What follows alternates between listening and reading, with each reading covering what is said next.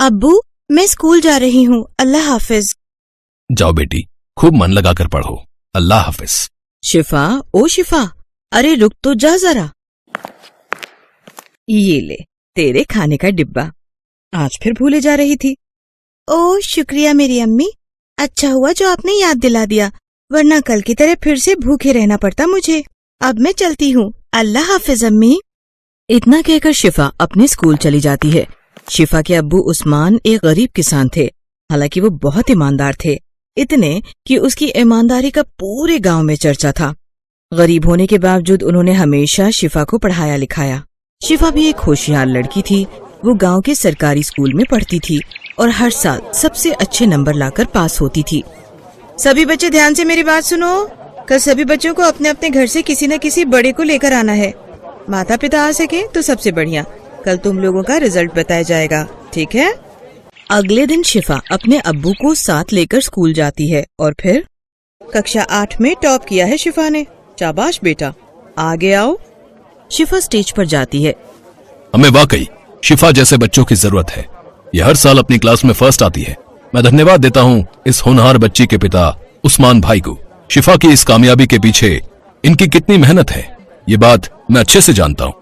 Principal sir की बात सुनकर उस्मान का सीना गर्व से चौड़ा हो जाता है, साथ ही उनकी आंखों में खुशी के आंसू भी आ जाते हैं। और घर पहुंचने के बाद, ज़ैनब भाई दिल खुश कर दिया बिटिया ने। हमारी बिटिया है ही इतनी अच्छी, अल्लाह हर बुरी नजर से बचाए हमारी बच्ची को। पता है ज़ैनब, अब तक गांव भर में मुझे सब मेरे नाम से जानते थे, लेकिन अब जब शिफा की वजह से मेरी पहचान होती है ना, तो दिल को बड़ा सुकून मिलता है। अब तो बस अल्लाह से यही दुआ है कि हमारी शिफा का हर ख्वाब पूरा हो और बड़ी होकर वो जो बनना चाहती है वो बन सके। आमीन।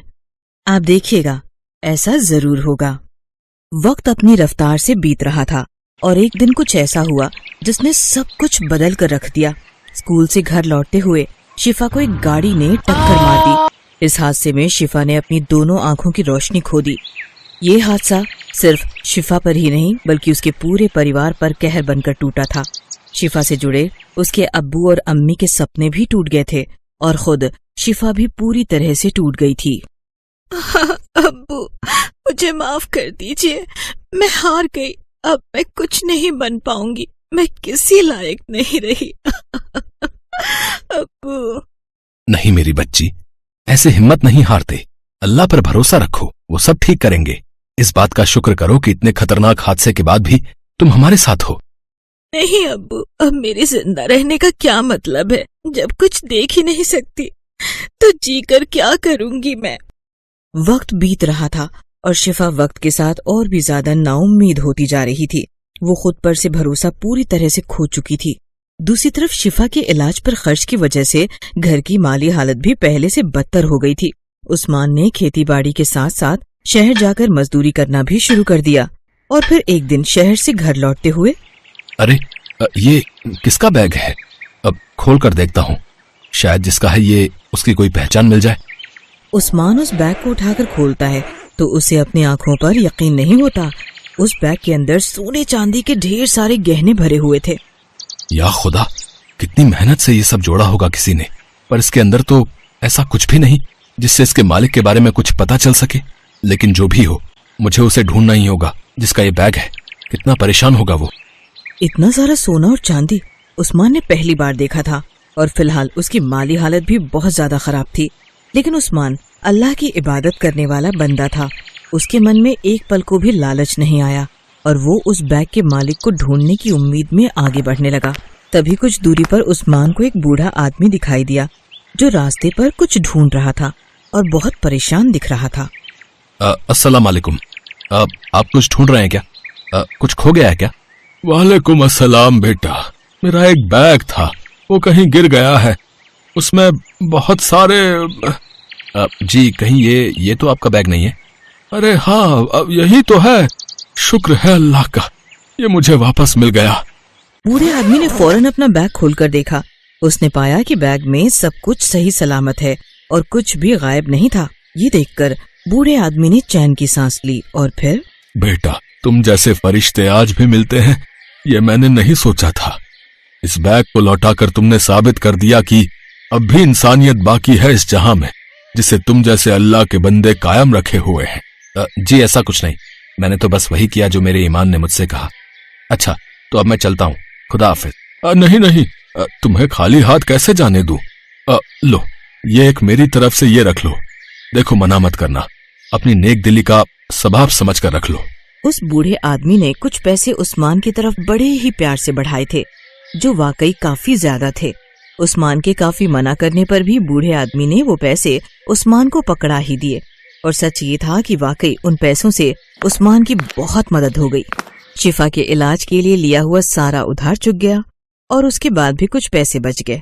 अब उस्मान जब भी शहर जाता तो रास्ते में कई बार उन बूढ़े बाबा से उसकी मुलाकात हो ही जाती थी। और फिर एक दिन, उस्मान बेटा तुम मेरे घर आओ, तुम्हारे खानदान से मिलने का बड़ा मन है। ऐसा करो, बकरीद की दावत मेरे घर पर करो, ठीक है ना? मैं आऊंगा बाबा, पर पहले आपको मेरे घर आना होगा। ईद की नमाज हम साथ में पढ़ेंगे और फिर आपके घर भी चलेंगे। ठीक है, जैसी तुम्हारी मर्जी। कुछ दिनों बाद बकरीद का त्योहार आता है और बूढ़ा आदमी तय वादे के मुताबिक नमाज से पहले उस्मान के घर पहुंच जाता है। अस्सलाम वालेकुम बाबा। वालेकुम अस्सलाम बेटी, माशाअल्लाह बड़ी प्यारी बच्ची है। वैसे तुम हमें कैसे जानती हो? अब्बू ने बताया था आपके बारे में।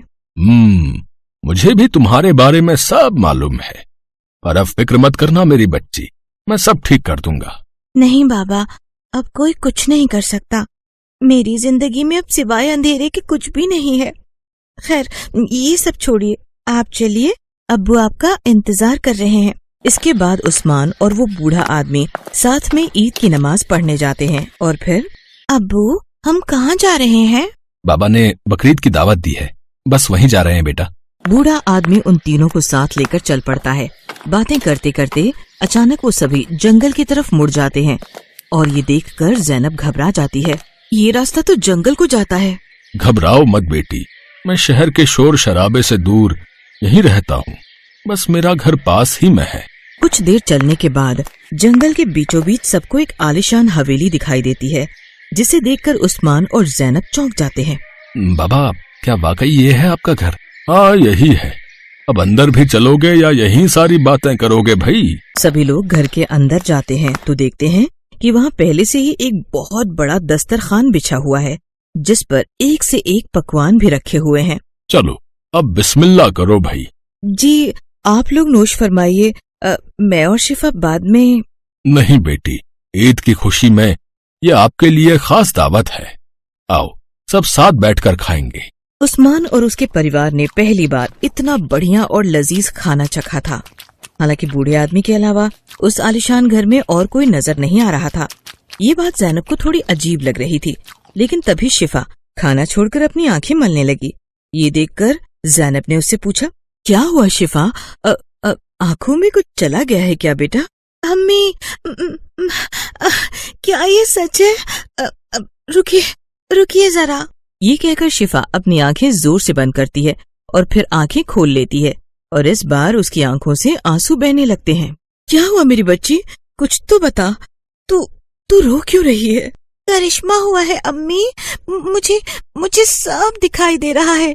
मैं आपको, अब्बू को, बाबा को, इस दस्तरखान को, इस खाने को, सबको देख सकती हूँ मैं। अम्मी मैं सब कुछ देख सकती हूँ। ये दावत, ये जादुई है। इस दावत का खाना खाते ही मेरी आंखों की रोशनी मुझे वापस मिल गई। शिफा की बातें सुनकर ज़ैनब और उस्मान भी रोने लगे और जाकर शिफा के गले लग गए। फिर उस्मान ने जैसे ही बूढ़े आदमी का रुख किया, वो एक बार फिर चौंक गया, क्योंकि बूढ़ा आदमी वहाँ पर था ही नहीं। सिर्फ इतना ही नहीं, वो आलिशान घर और वहाँ मौजूद सारी चीजें भी जादुई तरीके से गायब होने लगी। कुछ ही पलों के बाद उस्मान, ज़ैनब और शिफा तीनों ही घने जंगल में खड़े थे। हालांकि जादुई दावत परोसने वाला वो दस्तरखान अब भी वहीं पर था। ज़ैनब ने आगे बढ़कर खाने के बर्तनों को खोला तो पाया कि वो बर्तन अब पकवानों की जगह सोने चांदी के सिक्कों से भरे थे। बाबा वो कहाँ गए और वो घर, ये सब क्या हुआ जी? अभी तक नहीं समझी ज़ैनब, बाबा अल्लाह के भेजे हुए फरिश्ते थे जो हमारी सारी मुश्किलों को दूर करने आए थे। चलो अब घर चलते हैं, दावत पूरी हुई।